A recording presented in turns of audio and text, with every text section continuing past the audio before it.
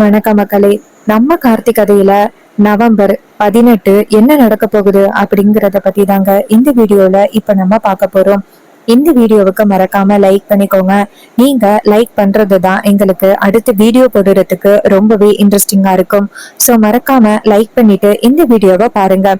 என்ன நடக்குது அப்படின்னா, பாட்டி வந்துட்டு எப்படியாவது கோவில் கிட்ட போயிட்டா அங்க யாராவது நம்மள பார்த்து நம்மள காப்பாத்திடுவாங்க, இந்த கோவில் கும்பாபிஷேகமும் நிக்காது அப்படின்னு பாட்டி அங்கிருந்து வந்துகிட்டு இருக்காங்க. அப்பதான் அந்த வில்லன்கள் ரெண்டு பேருமே நம்ம பாட்டி தப்பிச்சு போயிட்டாங்க அப்படிங்கறது தெரிஞ்சுக்கிட்டு எப்படியாவது பாட்டிய காலி பண்ணறணும் அப்படின்ட்டு அந்த இடத்துக்கு வர, அப்பதான் நம்ம கருப்பசாமி ஐயா அந்த இடத்துக்கு வந்துடுறாங்க. அந்த வில்லன்கள் ரெண்டு பேருமே பாட்டிய வந்துட்டு தடுத்து நிறுத்த, பாட்டி ரெண்டு பேரையும் பார்த்து, இங்க பாருங்க, உங்க குடும்பத்துக்கு நாங்க எந்த விதத்திலையும் வந்துட்டு கஷ்டம் கொடுக்கல. ஆனா நீங்க தான் தொடர்ந்து எங்க குடும்பத்துக்கு பிரச்சனை கொடுத்துக்கிட்டே இருக்கீங்க. தயவு செஞ்சு எங்களை விட்டுருங்க. நான் எப்படியாவது கோவிலுக்கு போகணும். கோவில் கும்பாபிஷேகம் என்னால நிக்க கூடாது அப்படின்னு பாட்டி சொல்ல, அதுக்கு ரெண்டு பேரும் சொல்றாங்க, இங்க பாரு, நீ உயிரோட இருந்தா இந்த கோவில் கும்பாபிஷேகம் நடக்கும். நீ காலி ஆகிட்டா இந்த கும்பாபிஷேகம் நடக்காது. அதுதான் எங்களுக்கு தேவையே. நீ தேவையில்லாம பேசாம நீ அமைதியா இரு, இப்பவே உன்னை காலி பண்ணிடுறோம் அப்படின்னு. அப்போ பாட்டி வந்துட்டு ரொம்ப பயத்துல நிக்க, அப்ப அந்த இடத்துக்கு கருப்பசாமி வராரு. வந்துட்டு அந்த ரெண்டு ரவுடிகளையும் முறைச்சு நின்னு பாத்துக்கிட்டு இருக்க. இத பார்த்ததும் நம்ம பாட்டி கையெடுத்து கும்பிட, அந்த கருப்பசாமி அந்த ரெண்டு பேருமே சமய வெளுத்து வாங்க, அவங்க ரெண்டு பேருமே பயந்து அந்த இடத்துல இருந்து ஓடுறாங்க. அப்ப கருப்பசாமி நேரா பாட்டிய பார்த்து, ஓ நான் இருக்கேன் அப்படின்னு சொன்னதோட பாட்டி கையெடுத்து கும்பிட்டு அங்கேருந்து கோவிலுக்கு கிளம்புறாங்க. பாட்டி நேரா கோவிலுக்கு போறாங்க. அங்க பாட்டி வந்துட்டு அப்படி ஆயுதத்தால தாக்கப்பட்டு வரத பார்த்துட்டு அந்த ஊர் மக்கள் எல்லாருமே அதிர்ச்சியாகி, ஐயோ பரமேஸ்வரி அம்மாவுக்கு என்ன ஆச்சு அப்படின்ட்டு அங்கிருந்து வராங்க. ரேவதி பாட்டிய பார்த்ததோட அதிர்ச்சி ஆகுறாங்க. அப்ப ஹீரோவும் அந்த இடத்துக்கு வராங்க. ஹீரோ பாட்டி அப்படி ஒரு நிலைமையில இருக்கிறத பார்த்துட்டு அதிர்ச்சி ஆகுறாரு. ஹீரோ நேரா ரேவதிய பார்த்து, பாட்டிக்கு என்ன ஆச்சு அப்படின்னு கேட்க, ஹீரோவை பார்த்து, உங்களுக்கு ஏதோ ஆபத்து அப்படின்னு யாரோ ஒருத்தர் வந்து சொன்னாரு. அவரு சொன்னதோட பாட்டி இந்த இடத்துல இருந்து போயிட்டாங்க. யாரோ பாட்டிய வந்து வர வச்சிருக்காங்க அப்படிங்கறது நல்லாவே தெரியுது அப்படின்னு. அப்ப ஹீரோ சொல்றாரு, ஐயோ பாட்டிக்கு இப்படி ஒரு நிலைமையா அப்படின்னு ஓடி போய் பாட்டியை தூக்குறாங்க.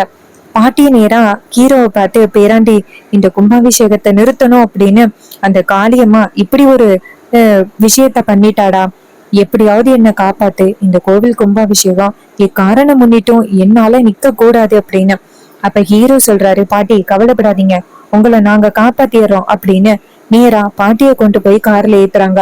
ஹீரோ நேரா ரேவதிய பார்த்து, இங்க பாரு, கருப்புசாமி ஐயா வரும் பொழுது நீங்க 4 பொண்ணுங்களும் இந்த இடத்துல இருக்கணும், அதனால நீங்க இருங்க, நான் போறேன் அப்படின்னு சொன்னதோட ரேவதியும் சரி அப்படின்னு சொல்லிட்டு கோவில்ல போய் நிக்கிறாங்க. ஊரு தலைவர்கள் சொல்றாங்க, பரமேஸ்வரி அம்மாவுக்கு இப்படி ஒரு ஆபத்தை கொடுத்தது யாரு, அவங்கள சும்மா விடக்கூடாது அப்படின்னு. அப்ப அந்த இடத்துக்கு கருப்பசாமி வராரு. அவர் வந்ததும் எல்லாருமே அவரை கையெடுத்து கும்பிடுறாங்க. ரேவதி கையெடுத்து கும்பிட்டுட்டு அதுக்கப்புறம் ராஜா வந்துட்டு மலையேறாரு. அதுக்கப்புறம் எல்லாருமே ராஜாவை பார்த்து, ஐயா உங்க அம்மாவை யாரோ ஆயுதத்தால தாக்கிட்டாங்க, உங்க அம்மாவை ஹாஸ்பிட்டல் கூட்டிட்டு போயிட்டாங்க. இது கேட்டதும் ராஜாவுக்கு ரொம்பவே அதிர்ச்சி. ஐயோ ஏன் உயிருக்குதான் ஆபத்து அப்படின்னு சொன்னாங்க.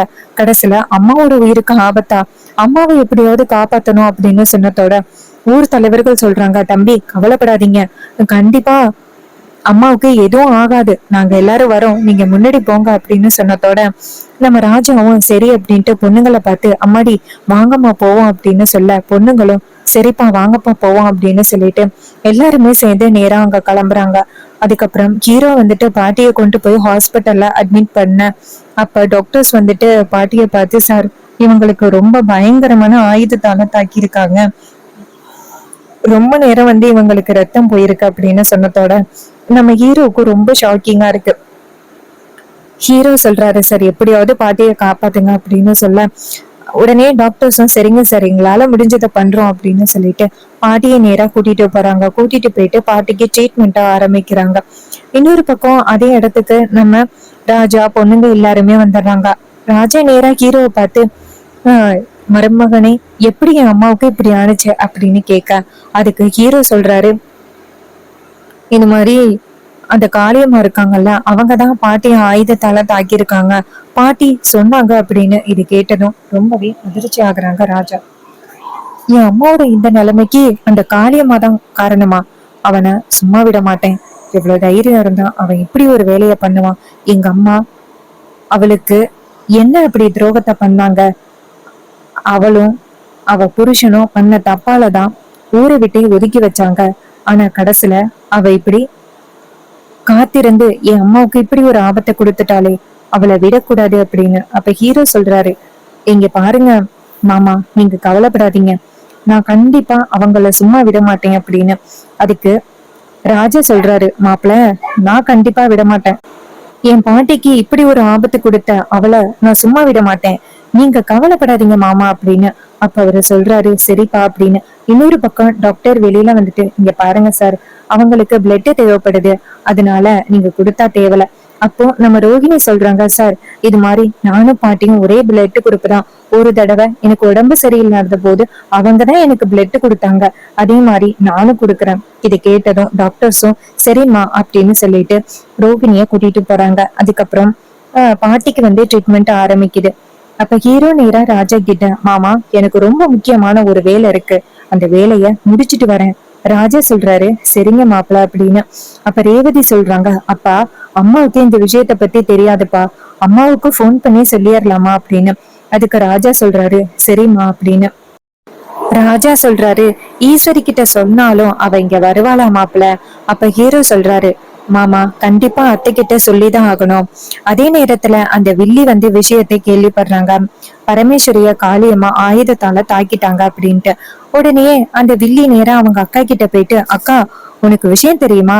நீ சொன்ன மாதிரியே இந்த வாட்டியும் கோவில் கும்பாபிஷேகம் நடக்க போறது இல்ல. அதுக்கு ஈஸ்வரி கேக்குறாங்க, ஏண்டி என்னாச்சு? அதுக்கு அவங்க சொல்றாங்க, அக்கா இது மாதிரி அந்த பரமேஸ்வரி இருக்கான்ல, அவளை யாரோ ஆயுதத்தால தாக்கிட்டாங்களாம் அப்படின்னு. இது கேட்டதும் ஈஸ்வரி சொல்றாங்க, அப்படியா, என்னடி ஆச்சு? அப்ப அவங்க சொல்றாங்க, அக்கா இது மாதிரி அந்த பரமேஸ்வரி கோவிலுக்கு வெளியில நிக்கும் பொழுது யாரோ ஆயுதத்தால தாக்கிட்டாங்களாம். இது கேட்டதும் ஈஸ்வரிக்கு ரொம்ப அதிர்ச்சி. அப்பதான் நம்ம வில்லி சொல்றாங்க, அக்கா அது நம்ம மாமாவுக்கு வச்ச பொரியா, அந்த பரமேஸ்வரி சிக்கிக்கிட்டா. நல்ல வேலை மாமாவுக்கு எதுவும் ஆகல, இதுக்குதான் அந்த கோவிலுக்கு போக வேணாம் அப்படின்னு தலபாடா சொன்னேன். ஆனா நீ கொஞ்சமாதி கேட்டியா? இப்ப மாமாவுக்கு ஆபத்து வர்ற அளவுக்கு ஆகிருச்சு. இது கேட்டதும் ஈஸ்வரி சொல்றாங்க, சரி இரு, நான் உடனே போன் பண்றேன் அப்படின்னு நேரா அவங்க புருஷனுக்கு போன் பண்றாங்க. அப்போ அவரு போன் அட்டன் பண்ணி, சொல்லுமா ஈஸ்வரி? அப்ப ஈஸ்வரி சொல்றாங்க, என்னங்க இப்ப எங்க இருக்கீங்க? அந்த பரமேஸ்வரியா ஆயுதத்தால தாக்கிட்டாங்களாம்ல, நீங்க ஏன் அங்க போய் இருக்கீங்க? அதுக்கு ராஜா சொல்றாரு, ஈஸ்வரி என்ன இப்படி பேசுற? அம்மா இப்ப ரொம்ப ஆபத்தான நிலைமையில இருக்காங்க, அவங்கள விட்டுட்டு வர சொல்றியா? ஈஸ்வரி சொல்றாங்க, இங்க பாருங்க, நான் விட்டுட்டு வர சொல்லல, இதே மாதிரி உங்களுக்கு ஏதாவது ஆபத்து வந்துச்சுன்னா என்ன ஆகுறது? பொண்ணுங்களை கூட்டிக்கிட்டு நீங்க வீட்டுக்கு வாங்க அப்படின்னு. அப்ப ராஜா சொல்றாரு, இல்லம்மா, என் அம்மாவை இப்படி ஒரு ஆபத்துல என்னால விட்டுட்டு வர முடியாது, நான் வேணும்னா என் பொண்ணுங்களை அனுப்புறேன். அதுக்கு ஈஸ்வரி சொல்றாங்க, இல்ல நீங்களும் இப்ப வந்தே ஆகணும், இல்ல உங்க அம்மாதான் உங்களுக்கு முக்கியம் அப்படின்னு நினைச்சீங்கன்னா நீங்க திரும்பி வீட்டுக்கு வரவே வேண்டாம். இதை கேட்டதும் அவர் சொல்றாரு, இங்க பாரு ஈஸ்வரி, இத்தனை நாளும் நீ சொல்றதா நான் கேட்டுக்கிட்டு இருந்துட்டேன், இதுக்கு மேலயும் நீ சொல்றத என்னால கேட்டுக்கிட்டு இருக்க முடியாது, இதோட அவ்வளவுதான் அப்படின்னு சொல்ல. இது கேட்டதும் நம்ம ஈஸ்வரி ரொம்ப ஷாக் ஆகுறாங்க. அப்போ ஈஸ்வரி போனை கட் பண்ண பில்லி கேக்குறாங்க, பாத்தியாக்கா இதுக்குதான் அந்த வீட்டுக்கு மாமாவை அனுப்பாதன்னு சொன்ன, நீ கொஞ்சமாவது கேட்டியா? இப்ப மாமாவை நல்லா அந்த வீட்டுல வச்சிருக்காங்க, இதுக்கப்புறம் கண்டிப்பா அவர் இங்க வரப்போறது இல்ல போல. அப்ப ஈஸ்வரி சொல்றாங்க, விடமாட்டேன், நான் கண்டிப்பா விடமாட்டேன், அவருக்கு எவ்வளவு தைரியம் இருந்தா இப்படி பேசுவாரு அப்படின்னு. நான் அவர் மேல உள்ள பாசத்தினாலதானே இப்படி பேசுறேன், அவர் பாட்டுக்கு இப்படி எடுத்துரிஞ்சு பேசுறாரு, சரி இருக்கட்டும் அப்படின்னு சொல்லிட்டு ஈஸ்வரி கோவப்படுறாங்க. அப்போ வில்லி நினைக்கிறாங்க, எப்படியோ அக்காவை மாமாவுக்கு எதிரா கொம்பு செவி விட்டாச்சு, இதுக்கப்புறம் அவர் எப்படி சமாளிக்க போறாரு அப்படிங்கறத பாப்போம் அப்படின்னு. இன்னொரு பக்கம் ஹீரோ நேரம் மாமா கிட்ட, எப்படியா இருந்தாலும் இன்னொரு சின்னத்தை ஏதாவது சொல்லி அத்தைய இந்நேரம் கோவத்துல தூண்டி விட்டுருப்பாங்க. சோ நீங்க என்ன பண்றீங்கன்னா, நேரா நீங்க வீட்டுக்கு போங்க, நான் பாத்துக்கிறேன், பாட்டிக்கு எந்தவித ஆபத்தும் வராது. அதுக்கு ராஜா சொல்றாரு, இல்ல மாப்பிள்ள, அம்மாவை இந்த நிலைமையில விட்டுட்டு என்னால போக முடியாது, அப்பா வேற காசில இருக்காரு, அவருக்கு இந்த விஷயம் தெரியாது, தெரிஞ்சிச்சு இன்னும் ரொம்ப வேதனைப்படுவாரு, நான் கண்டிப்பா அம்மாவை இந்த நிலைமையில விட்டுட்டு வர்றது என்னால கண்டிப்பா முடியாது, நான் போறேன், இருக்கிற மாப்பிள்ள என்னை விட்டுருங்க. அப்ப ஹீரோ சொல்றாரு, சரிங்க மாமா, அப்ப எனக்கு ரொம்ப முக்கியமான ஒரு வேலை இருக்கு, அதை போய் முடிச்சிட்டு வரேன் அப்படின்னு சொல்லிட்டு ஹீரோ நேரா அந்த காளியம்மாளோட வீட்டுக்கு போறாங்க. அப்போ காளியம்மா வந்துட்டு வீட்டுல ரொம்ப ஜாலியா உட்கார்ந்துருக்காங்க. எப்படியா இருந்தாலும் அந்த பரமேஸ்வரி உயிரோட திரும்பி வரத்துக்கு வாய்ப்பே இல்லை அப்படின்ட்டு இருக்காங்க. அப்போ சிவனாண்டியும் முத்துவேலும் நேரா காளியம்மாள்கிட்ட போயிட்டு, இங்க பாருங்க, அவளை கொண்டு போய் ஹாஸ்பிட்டல்ல வச்சிருக்காங்க, அவ இன்னொரு உண்மையை சொல்லியிருப்பா அப்படின்னு. அதுக்கு காளியம்மா சொல்றாங்க, அவ ஹாஸ்பிட்டல்ல இருந்தாலும் திரும்பி வரத்துக்கு வாய்ப்பே இல்ல, அந்த அளவுக்கு நான் அவளை தாக்கிட்டேன் அப்படின்னு. அதுக்கு அவங்க சொல்றாங்க, இங்க பாருங்க, உங்களை காட்டி கொடுத்துட்டா என்ன பண்ணுவீங்க அப்படின்னு. காளியம்மா சொல்றாங்க, அதற்கெல்லாம் வாய்ப்பே கிடையாது அப்படின்னு சொல்லி பேசிக்கிட்டு இருக்க. அப்ப அந்த இடத்துக்கு நம்ம ஹீரோ வந்துடுறாரு. ஹீரோ வந்துட்டு அங்க உள்ள பொருள் எல்லாத்தையுமே போட்டு உடைக்கிறாரு.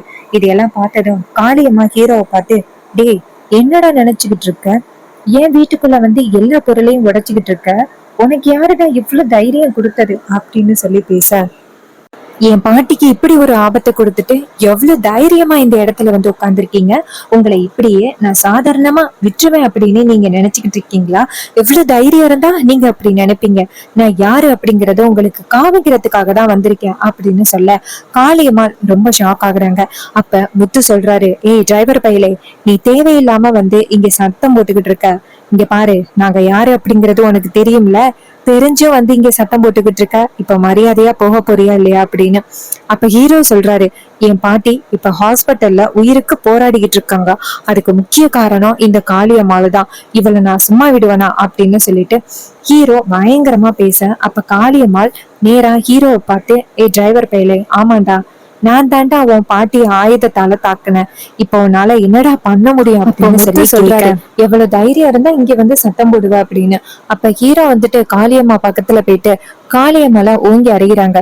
உன்கிட்ட எத்தனை தடவை சொன்னாலும் நீ கண்டிப்பா திருந்தவே மாட்டியல்ல, உனக்கு நான் யாரு அப்படிங்கறத காமிக்கிறேன் அப்படின்னு சொல்ல காளியம்மா சொல்றாங்க, டேய், இங்க பாடுறா, உன் குடும்பத்துல கோவில் கும்பாபிஷேகம் நடக்க கூடாது, உன் ரெண்டு குடும்பமும் ஒண்ணு சேரவே கூடாது, அதுக்காக தான்டா நான் இவ்வளவு பண்ணிக்கிட்டு இருக்கேன் அப்படின்னு சொல்ல அப்ப ஹீரோ சொல்றாரு, இவ்வளவு பேசுறீங்கல்ல, நான் கண்டிப்பா உங்களை சும்மா விட மாட்டேன், உங்களை அதிகாரிங்க கிட்ட பிடிச்சு கொடுத்துட்டு மறு வேலை பாக்குறேன் அப்படின்னு சொல்லிட்டு ஹீரோ அந்த இடத்துல இருந்து கிளம்ப காளியம்மா இத பார்த்துட்டு நேரா அவங்க மகனை பார்த்து, மகனே, கண்டிப்பா இவன் கண்டிப்பா நம்ம மேல ஏதாவது அதிகாரிங்க கிட்ட சொல்றதுக்கு வாய்ப்பு இருக்கு, சோ நம்ம கொஞ்சம் பாதுகாப்பா இருக்கணும், வக்கீல ரெடி பண்ணிக்க அப்படின்னு. இதை கேட்டதும் சிவனாண்டியும் சரிங்க சித்தி, நான் பாத்துக்கிறேன் அப்படின்னு சொல்றாங்க. இன்னொரு பக்கம் முத்து சொல்றாரு, ஆனா காளியம்மா, எப்படியா இருந்தாலும் இந்த கும்பாபிஷேகம் நின்னு போயிருமே, அது ரொம்ப சந்தோஷமா தான் இருக்கு. அதுக்கு அவங்க சொல்றாங்க, இங்க பாருங்க, அதுக்கு ஹாஸ்பிட்டல்ல இருக்கிற அந்த பரமேஸ்வரி மேல போகணும், அவ மேல போனா மட்டும்தான் இந்த கோவில் கும்பாபிஷேகம் நிற்கும், மத்தபடி இந்த கும்பாபிஷேகம் எந்த வகையிலயும் நிக்கிறதுக்கு வாய்ப்பே இல்லை, சோ அதுக்காக நம்ம ஏதாவது பிளான் பண்ணணும். இது கேட்டதும் முத்து சொல்றாரு, இங்க பாரு, என்கிட்ட ஒரு ஐடியா இருக்கு. அதுக்கு வில்லி கேக்குறாங்க, என்ன ஐடியா?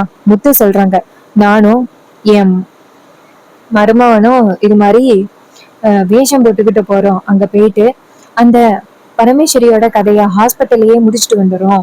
இது கேட்டதும் காளியம்மா சொல்றாங்க, சரி ஓகே, அதன்படி பண்ணுங்க, ஹாஸ்பிட்டலுக்கு போனவ வீடு திரும்பவே கூடாது, எப்படியாவது இந்த கும்பாபிஷேகம் வைக்கணும், அது மட்டும்தான் எனக்கு வேணும். இது கேட்டதும் அவங்க சொல்றாங்க, சரி ஓகே, நாங்க பாத்துக்கிறோம், நீ கவலைப்படாத அப்படின்னு சொன்னதோட காளியம்மாளும் சரி அப்படின்னு சொல்றாங்க. சோ இன்னொரு பக்கம் நம்ம ஹீரோ வந்துட்டு நேரா ஹாஸ்பிட்டல் போறாரு. அங்க வந்துட்டு பாட்டிக்கு பயங்கரமா ட்ரீட்மெண்ட் நடந்துகிட்டு இருக்கு. அப்ப டாக்டர்ஸ் வெளியில வந்துட்டு, இங்க பாருங்க சார், எங்களால முடிஞ்ச அளவுக்கு மேடத்துக்கு வந்து ட்ரீட்மெண்ட் கொடுத்துக்கிட்டு இருக்கோம், ஆனா வர வர அவங்க வந்துட்டு சுயநினைவை இழந்துகிட்டே போறாங்க, எங்களால முடிஞ்ச அளவுக்கு ட்ரீட்மெண்ட் கொடுக்குறோம், இதுக்கப்புறம் கடவுள் விட்ட வழி அப்படின்னு சொன்னதோட ஹீரோ ரொம்ப ஷாக் ஆகுறாரு. அப்ப ராஜா அழுகுறாரு, இது மாதிரி அம்மாவுக்கு இப்படி ஒரு நிலைமை, எங்களால கொஞ்சம் கூட தாங்கிக்கவே முடியல அப்படின்னு சொல்லிட்டு ரொம்ப ஒரே பண்றாங்க. இன்னொரு பக்கம் ரேவதி, ரோகிணி எல்லாருமே வருத்தப்படுறாங்க. பாட்டிக்கு வந்துட்டு இந்த கும்பாபிஷேகம் எப்படியா நல்லபடியா நடக்கணும் அப்படிங்கறது மட்டும்தான் ஒரு கவலை. அந்த கும்பாபிஷேகத்தை எப்படியாவது பாட்டிக்கு நடத்தி காமிக்கணும், நம்ம எல்லாருமே ஒண்ணு சேர்ந்து அப்படின்னு சொல்லி பேசுறாங்க. இந்த கதை உங்களுக்கு பிடிச்சிருந்துச்சு அப்படின்னா இந்த வீடியோவுக்கு மறக்காம லைக் பண்ணிக்கோங்க. நம்ம சேனலை சப்ஸ்கிரைப் பண்ணிட்டு பக்கத்துல உள்ள பெல் ஐக்கானையும் கிளிக் பண்ணி ஆல்னு செட் பண்ணிக்கோங்க. அப்பதாங்க அடுத்த வீடியோ போடும் பொழுது உங்களுக்கு நோட்டிபிகேஷன் வரும், பார்க்கலாம். தேங்க்யூ ஃபார் வாட்சிங். நெக்ஸ்ட் வீடியோவில் பார்ப்போம்.